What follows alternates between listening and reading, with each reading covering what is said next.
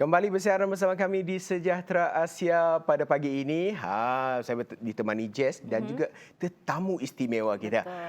Dan Jess, hari ini kita bercakap tentang negeri kita sendiri. Betul, Negeri cakap Sarawak. negeri kita sendiri. Dengan tajuk yang kita ataupun topik yang kita nak kupas bersama tetamu istimewa kita hari ini, iaitu menghidupkan semula Sarawak 2021. Apa kata menteri kita? Kita nak nanya. Nak nuyak kata orang Sarawak. Nak nuyak. Betul.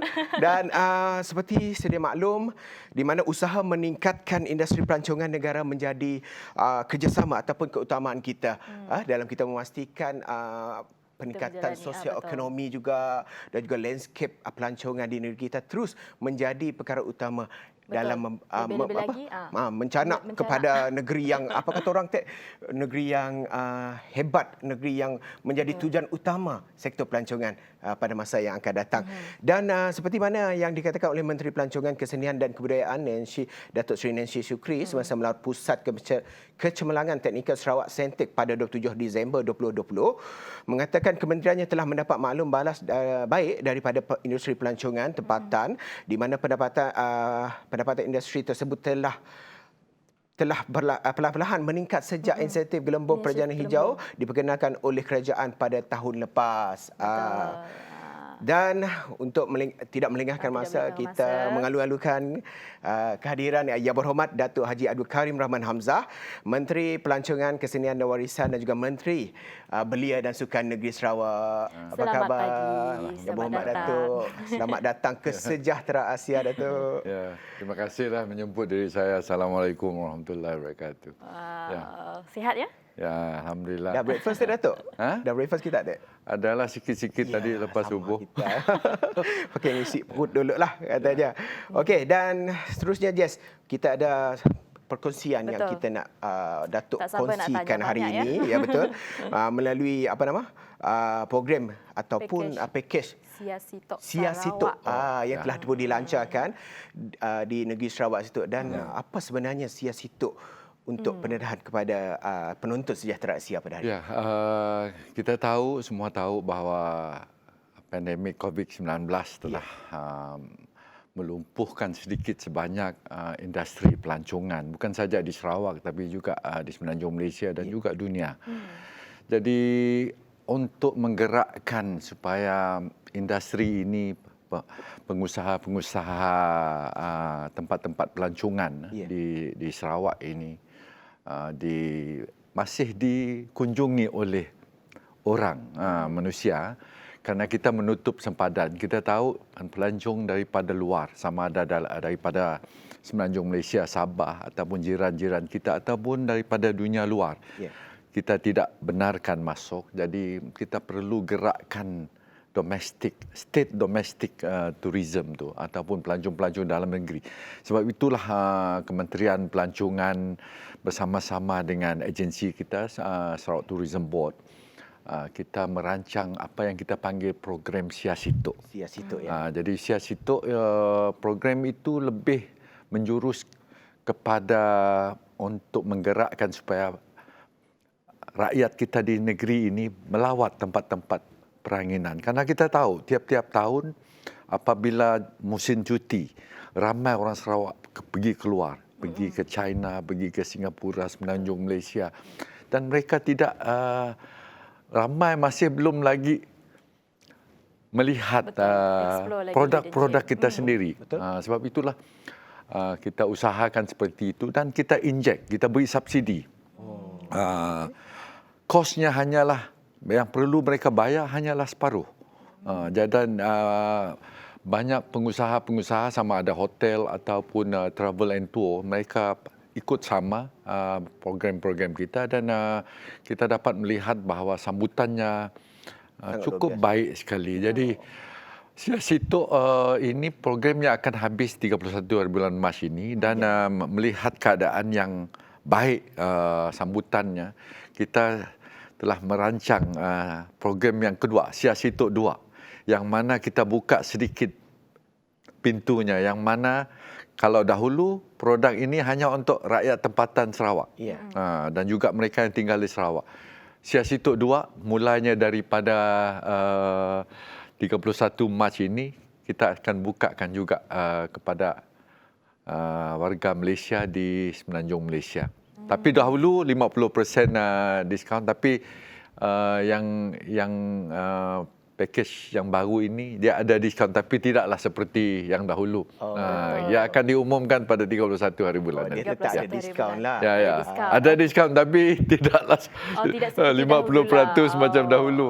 Ya, betul. Sebab sekarang ini ekonomi kita sedang membaik pulih sebenarnya. Yes. Jadi Ya. di bawah kempen pakej Siasito Sarawak Tour 1.0 ni telah merekodkan juga ya penjanaan pendapatan sekurang-kurangnya RM700,000 pada November 2020. Ya, okey. Dan di bawah kempen yang sama Siasito 2.0, Kementerian Pelancongan, Kesenian dan Kebudayaan Sarawak telah melanjutkannya di Ya. mana 31 Mac ini akan Ya, bermula. 31 Mac. Jadi sampai sehingga bila tu Produk ini kita akan lihat ia akan bermula 31 Mac dan jumlah pakej kalau sebelum ini produk yang kita pamerkan ataupun tawarkan adalah 30 produk. 30 produk.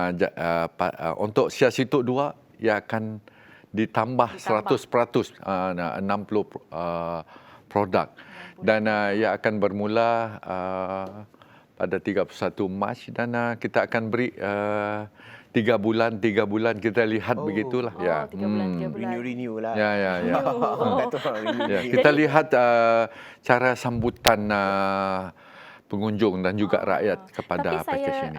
yakin Datuk sebab Ya. pengunjung sekarang ni dia tak boleh duduk diam dah. Ya, betul. Semua nak pergi melancong. Betul. Ya, tak ya, sabar. Aku nak melancong juga. Ni yang sebelah saya ni pun sama juga. Saya nak melancong. Ya. Mungkin YB Datuk boleh kongsikan apa langkah seterusnya sekiranya contohnya tadi Siasito Sarawak 2.0 ni tadi telah berakhir. Ya. Apa lagi langkah yang seterusnya akan diambil? Ya, kita akan balik kepada sebelum pandemik, berusaha untuk mempamerkan produk kita bukan saja untuk rakyat Malaysia tapi rakyat luar, kerana kita mahu melihat pengunjung-pengunjung yang datang daripada luar dan membawa duit mereka lah. Kerana dengan cara itu sedikit sebanyak akan dapat meningkatkan lagi industri ini. Keadaannya agak tenat untuk 1 tahun yang lepas. Sedikit sebanyak adalah ekoran daripada kita menutup sempadan. Sama ada daripada Kuala Lumpur ataupun masuk ke Sarawak. Kita tutup pintu. Jadi apabila pintunya ditutup, pesawat tidak boleh masuk, pengunjung-pengunjung melalui sempadan pun tidak boleh masuk, daripada Indonesia semua ditutup. Jadi memang kita akan melihat terjunnya penjunaman jumlah visitor, pengunjung yang datang tinggal di hotel, mengunjung ke tempat-tempat pelancongan kita dan sebab itulah apabila confidence level sudah baik ataupun keadaan COVID ini sudah menurun, kita sedikit demi sedikit kita buka pintu dan juga kita balik kepada sedia kala, berusaha untuk mempamerkan ataupun mempromosikan negeri kita, keindahan negeri kita ini, terutama sekali dari segi produk pelancongan supaya mereka datang. Begitulah. Dan memang kita dapat lihat di sini kesan COVID-19 ini memang secara langsung memberi impak kepada pengusaha pelancongan, agensi-agensi pelancongan serta usahawan tempatan khususnya di negeri kita, di negeri Sarawak ni. Tetapi saya percaya dan yakin dengan program yang dilaksanakan iaitu program Siasito tu, insya-Allah dapat membantu meningkatkan sosioekonomi dan juga pendapatan semula mereka yang terjejas akibat COVID-19. Dan untuk seterusnya selepas ini kita nak tahu lagi apa yang menarik tentang Siasito. Kembali selepas ini, tetap bersama dengan kami di Sejahtera Asia.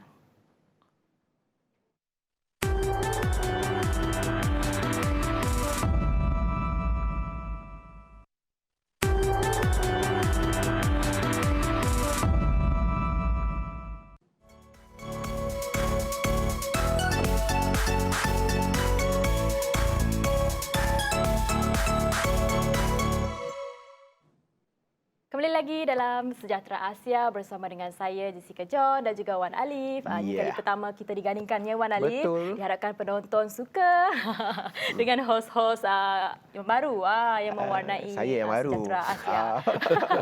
Baik, jadi hari ini jadi kepada anda yang terlepas episod yang sebelum ini, jadi anda boleh tengok saja di YouTube, type saja Sejahtera Asia dan Betul. jangan lupa follow Instagram kami dan juga Facebook kami iaitu Sejahtera Asia. Type saja memang keluar nama Sejahtera Asia. Ya, keluar saja Sejahtera Asia tu keluar saja apa yang anda ingin lihat, iaitu Betul. macam kita orang lah. Banyak sebenarnya yang kita nak kongsikannya kepada penonton dalam Sejahtera Asia ni. Namun sekarang ini kami ingin berkongsi kepada anda bahawa topik kita pada pagi ini adalah apa kata menteri kita dalam menghidupkan semula Sarawak pada tahun 2021 ni. 2021 tu. Tahun tok lah kata orang Sarawak. Tahun tok.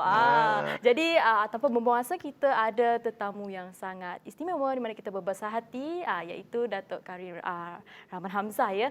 Baik, Datuk Karim, pelan imunisasi COVID-19 ni dijangka akan berakhir pada bulan Februari 2022. Jadi mungkin Datuk, apa menjelang Mac tahun hadapan lah, apa mungkin perancangan untuk rakyat Malaysia yang sudah menerima vaksin ni, apa yang Sarawak mungkin tawarkan dalam industri pelancongan ni?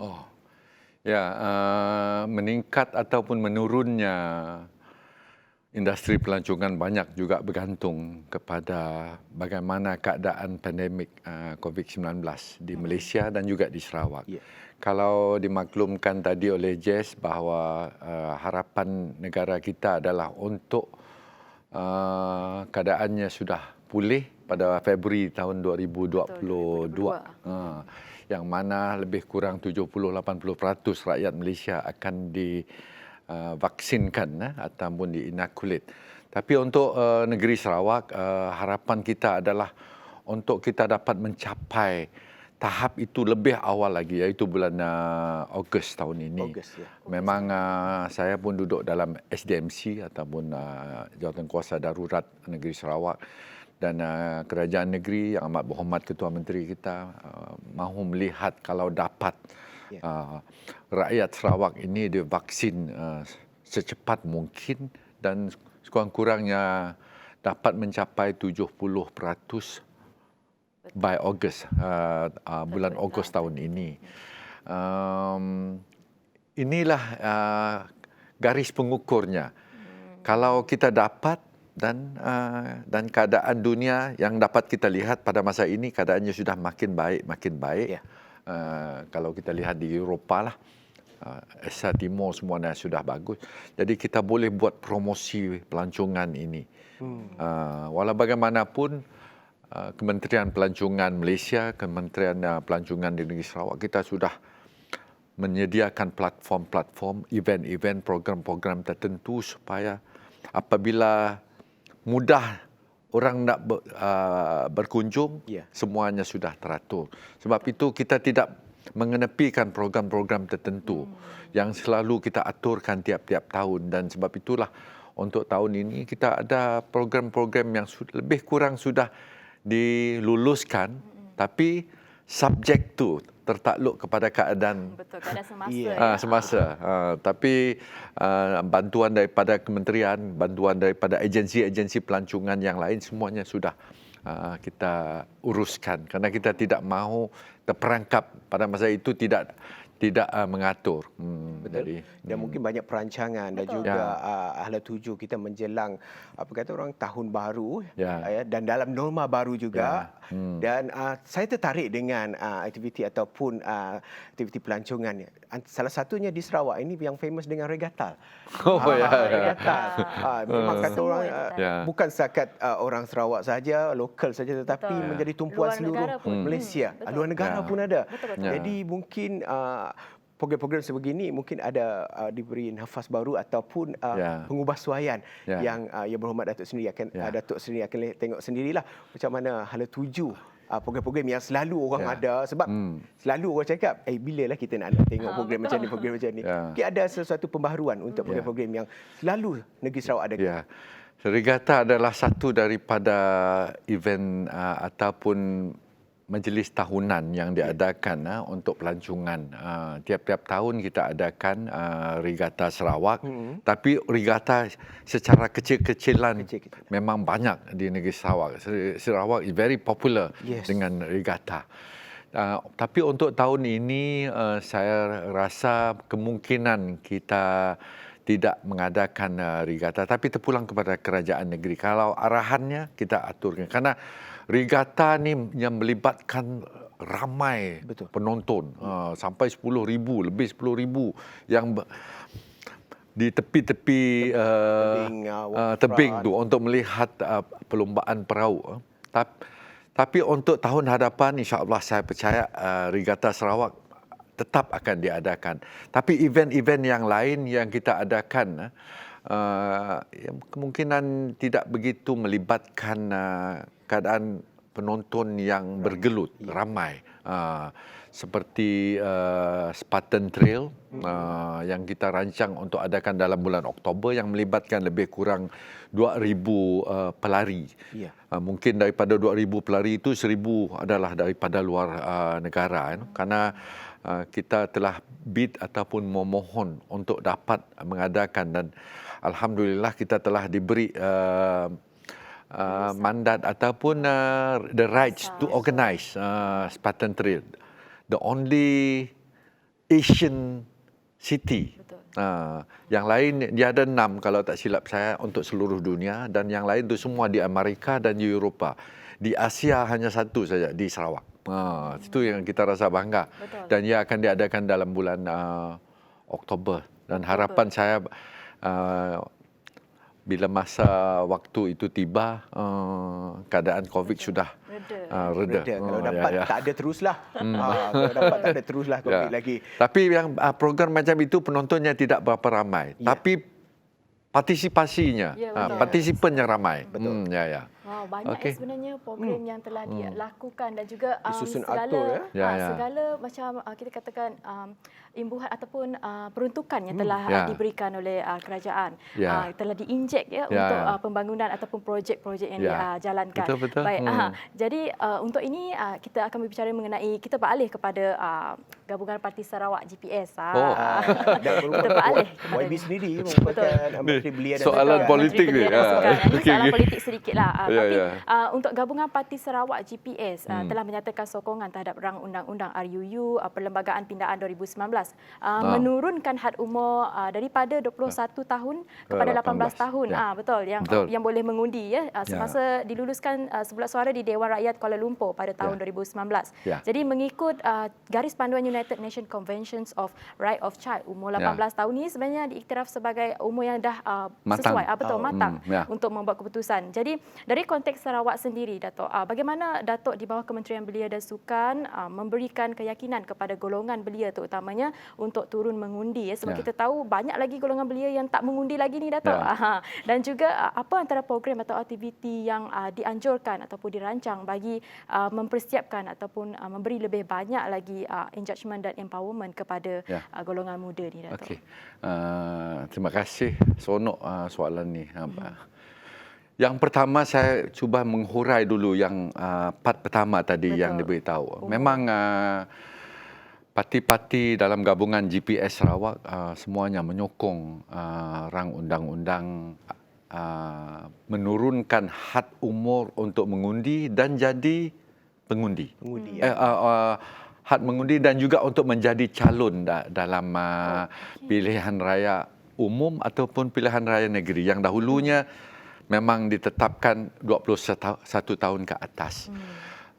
Ia telah disokong dua belah pihak, hampir 100%.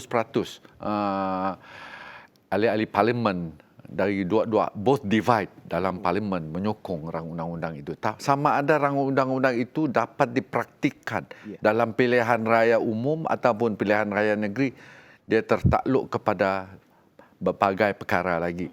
Satu daripadanya adalah perlu digazet. Perlu digazet, dan saya difahamkan dua-duanya sudah digazetkan, iaitu untuk menjadi calon 18 tahun ke atas dan untuk mengundi 18 tahun ke atas.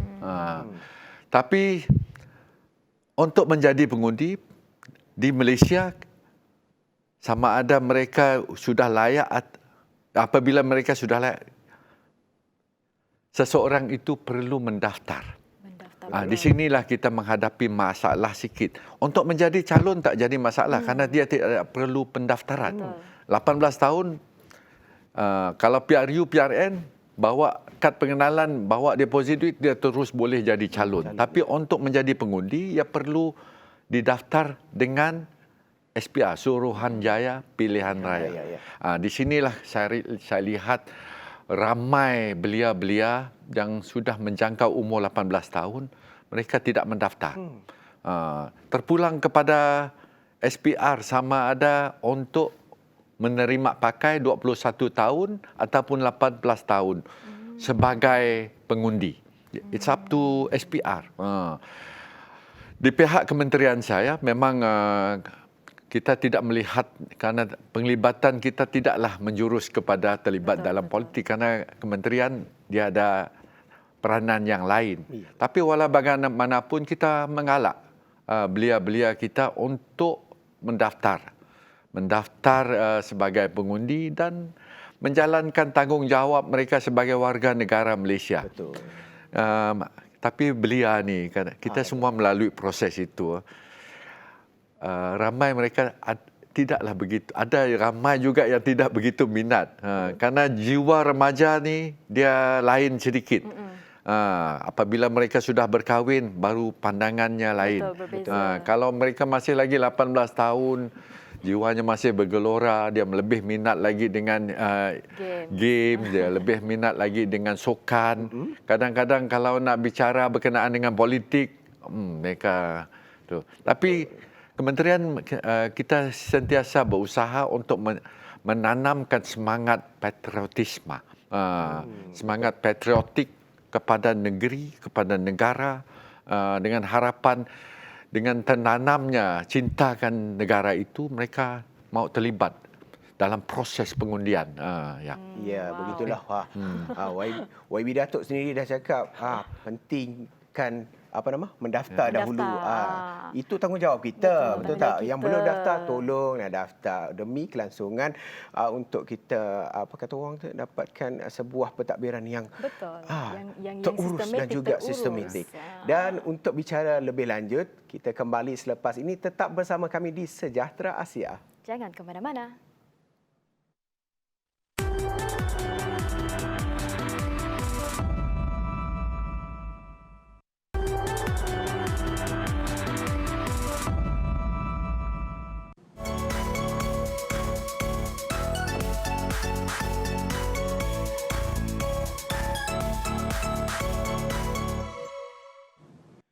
Menarik topik kita hari ini, ya, Wan Alif? Ya, betul tu, Jess. Apa kata menteri kita bagaimana nak membangunkan Sarawak ni dalam di Alaf 2021 ni? Dari sudut pelancongan, dari sudut belia dan sukannya. Tetapi bila sentuh belia dan sukan ni, Jess, apa yang kita nak tanya dengan YB kita? Kedungnya ada di situ dengan kita. Baik, Datuk Karim, tanpa kita membuang masa, kita nak tanya juga pusat latihan berkelas dunia, ya. Contohnya macam pusat kriket, ya, berprestasi tinggi di Kompleks Sukan Putrajaya Kuching, bagi mencukil bakat baru agar mereka lebih bersemangat menyokong kerajaan, katakan. Dan juga menaikkan nama negara. Mungkin Datuk boleh kongsikan mengenai sukan ni, kompleks sukan yang didirikan ni, Datuk. Okey. Kita di Sarawak, kita berasa bangga sekali kerana kerajaan negeri memberi penekanan kepada kemudahan-kemudahan sukan untuk belia. Untuk makluman Jess dan juga Wan, tidak kurang daripada 14 kompleks, mini sports kompleks.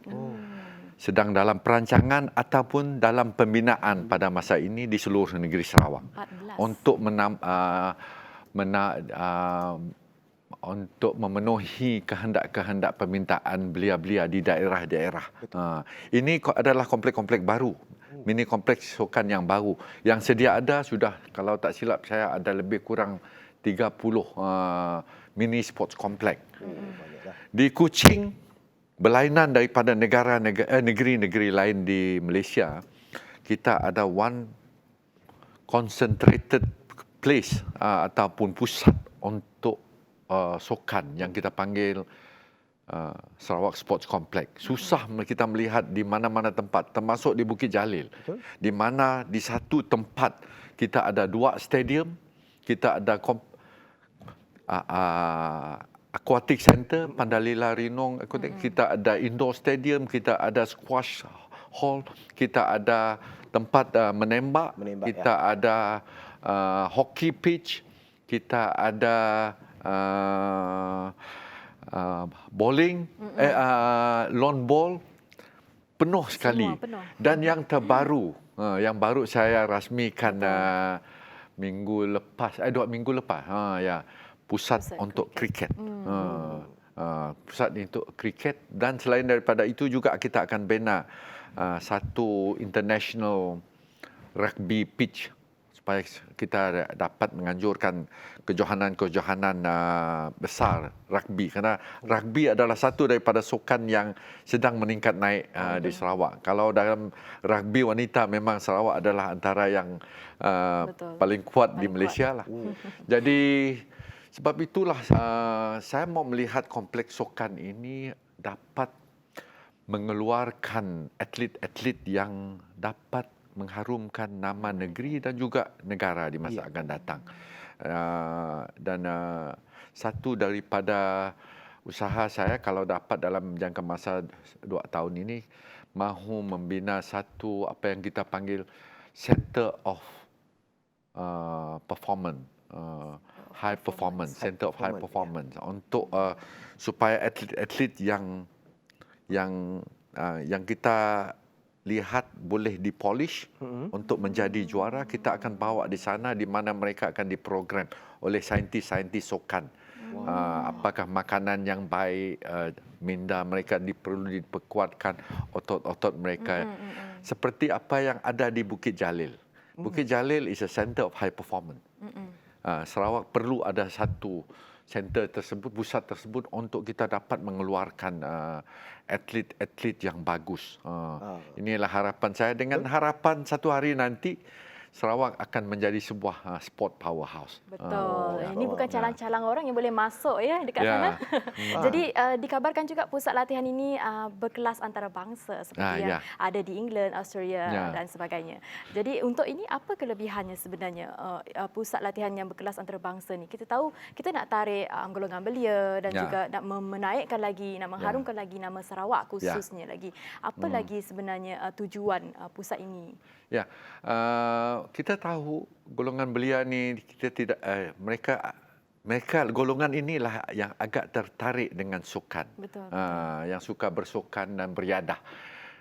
Sebab itulah kompleks sukan kita yang dikendalikan oleh Sarawak Sports Corporation, kita mahu menceriakan dan memasyarakatkan pusat ini supaya ia bukan hanya saja untuk atlet-atlet yang tinggi yang kita nak select untuk mewakili negeri.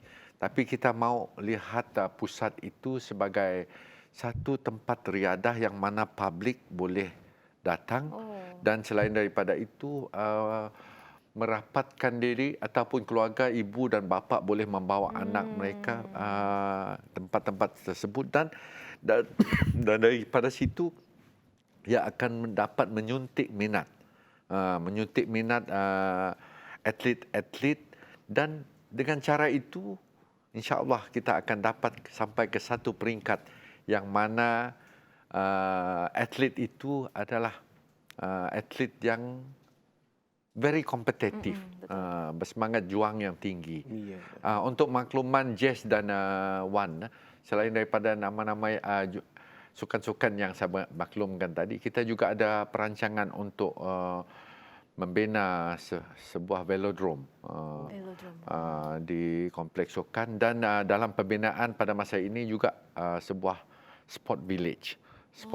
Karena supaya atlet-atlet yang datang daripada tempat lain di Sarawak yang perlu dilatih, mereka dapat tinggal in situ, tak perlu tinggal di hotel, kerana tempat itu adalah perkampungan, Perkampungan atlet. dapat berambih lah. Dapat berambil. Dapat berambil ni sekaligus sebenarnya dapat menarik minat golongan belia dan lebih percaya kepada kementeriannya. Ya, dan boleh saya datang harap mengundi juga. besar harapan kita dan juga kementerian serta Yang Berhormat Datuk sendiri agar mungkin lepas ini mungkin kita dapat lahirkan lebih banyak lagi atlet bertaraf antarabangsa, kelas antarabangsa gitu. Okey. Dan just apa lagi mungkin kita yang nak bincangkan? Apa lagi selepas ini? Jadi jangan ke mana-mana. Kita ada banyak lagi yang nak dikongsikan. Pasti banyak lagi yang nak dibagi tahu kepada penonton ni sebenarnya, Wan Alif. Tak sabar ya, Wan Alif ya. Betul, tak sabar. Dan jangan ke mana-mana, kembali selepas ini. Tetap bersama kami di Sejahtera Asia.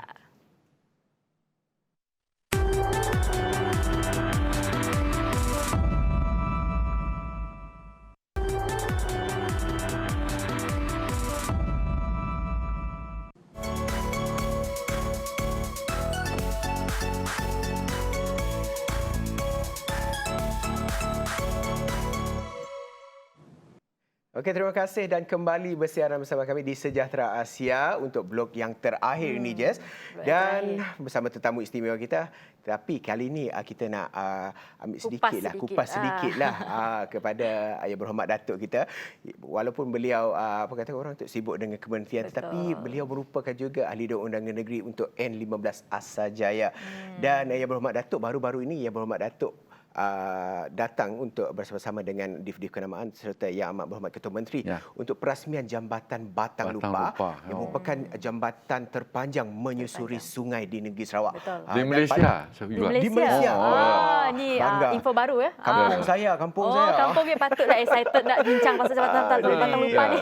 Mungkin nak tanya dengan Yang Berhormat Datuk perkembangan ataupun apa yang bakal dirancang sebaik saja pelaksanaan jambatan ini yang telah pun bermula sejak Februari 2021. Ya. 2 hari lepas Yang Amat Berhormat Ketua Menteri telah merasmikan ataupun membuat pecah tanah untuk jambatan yang terpanjang melintasi sungai di Malaysia. Bukan saja di Sarawak. Di Malaysia, di Borneo dan juga di Sarawak. Panjangnya jambatan ini hampir 5 km. 4.8 km. Kalau jambatan Pulau Pinang itu melintasi selat laut. Untuk melintasi sungai ini adalah yang terpanjang. Sebelum ini yang terpanjang adalah jambatan Batang Sadong juga di Sarawak. Pentingnya jambatan-jambatan seperti ini dibuat adalah untuk menghubungkan rakyat. Apabila rakyat dapat dihubungi daripada satu tempat, perjalanannya lebih mudah. Sedikit sebanyak ia akan membawa banyak manfaat. Mudah untuk rakyat setempat untuk membawa hasil-hasil sama ada tanaman, hasil pertanian ataupun hasil laut. Lebih-lebih lagi ini adalah kawasan pesisiran, jalan pesisiran yang mana kerajaan negeri berusaha untuk membina jalan pesisir daripada Teluk Melano sampai ke Miri. The whole stretch of Sarawak. Apabila ia dapat ditunaikan dalam jangka masa beberapa tahun yang nanti, saya percaya ia akan dapat menghubungkan rakyat-rakyat dalam kawasan pesisir. Apabila jalan raya ada, harga tanah naik. Pembangunannya naik, mudah untuk kita berhubung dan inilah yang akan membawa manfaat yang begitu besar sekali kepada rakyat-rakyat pesisir. Pada masa ini, kerajaan pusat juga sedang dalam mengaturkan pembinaan Pen Borneo Highway. Itu di dalam kawasan belah dalam sikit. Kawasan Bukit Bukau, kawasan pesisiran dibuat oleh kerajaan negeri. Sepatutnya ia dibuat bersamalah kerajaan negeri dengan kerajaan pusat untuk jambatan-jambatan ini. Tapi malangnya apabila Pakatan Harapan mengambil alih pucuk kepimpinan untuk 22 bulan. Banyak jambatan-jambatan ada yang telah dikomitkan oleh kerajaan negeri dan juga kerajaan pusat untuk dibina, telah dibatalkan. Walaupun keadaannya seperti itu, kita bersyukur kerana kerajaan negeri dapat mengambil alih. Walaupun ia dibatalkan pada masa itu, kerajaan negeri tidak mahu projek tersebut dibiarkan ataupun terbengkalai, terhenti begitu. Karena melihat bagaimana pentingnya perhubungan jambatan ini, dan sebab itulah projek-projek ini disambung semula oleh kerajaan negeri. Jadi jambatan Batang Lupa itu, saya percaya akan menghubungkan dua bahagian. Bahagian Semarahan dengan bahagian Betung. Dua bahagian dapat dihubung. Kalau dahulu nak perhubungan itu, kalau kita nak menggunakan jalan raya, kita perlu menggunakan jalan yang jauh. Tapi berkat pandangan jauh kerajaan negeri, kita dapat melihat prasarana seperti ini, infra seperti ini sedang giat diusahakan untuk keselesaan rakyat, insyaAllah. Ini jelas sebenarnya menunjukkannya kerajaan sebenarnya tidak mengetepikan rakyat di pesisir, sebenarnya kawasan pesisir. Jadi Datuk, mungkin tragedi Feri Trisor mungkin menjadi salah satu faktor mempercepatkan pembinaan jabatan tersebut diteruskan. Kerana kita tahu ya sebelum ni sebenarnya rancangan membina jabatan tersebut telah diutarakan sebelum ini. Apa mungkin itu adalah salah satu faktornya, Datuk? Tidak, memang rancangan itu lama sudah. Jambatan dan juga jalan pesisir ini sudah dalam bayangan kita, tapi pada masa itu kedudukan keuangan negeri tidaklah begitu kuat, dan selain daripada itu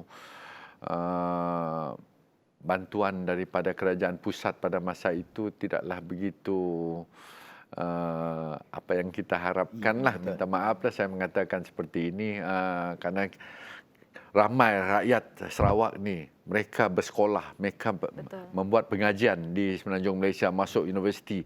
Apabila kita di sana, kita melihat North-South Highway, bukan main baik lagi. Saya sudah 4 penggal saya dalam Dewan Undangan Negeri. Saya mengutarakan minta jalan-jalan Pen Borneo ini berapa lama sudah. Tiap-tiap kali diberitahu bahawa keadaan keuangan tidak begitu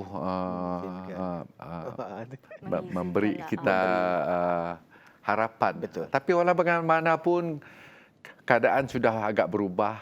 Pucuk pimpinan sekarang mereka faham pentingnya, perlunya prasarana seperti ini. Jadi saya sedikit sebanyak setuju sebenarnya, Datuk. Sebab Jabatan Batang Lupa ni sebenarnya sepatutnya sudah disiapkan lama. Lama sudah. Tapi memandangkan ada yang mengambil alih, dan jabatan ini dijangkakan siap dalam masa 48 bulan ya, kalau tak silap saya.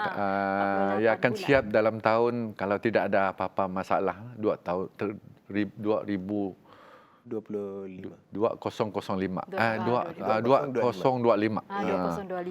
Wow, perkongsian yang sangat informatif, betul tak? Perkongsian yang dari sudut pelancongan, dari sudut budaya, dari sudut warisan dan juga belia sesukan, dan juga tempatan isu tempatan, dan cukup. Oh ya, dan selain daripada itu, dalam kawasan-kawasan tersebut banyak national park. Ya betul. Tarikat pelancongannya akan meningkat di tempat.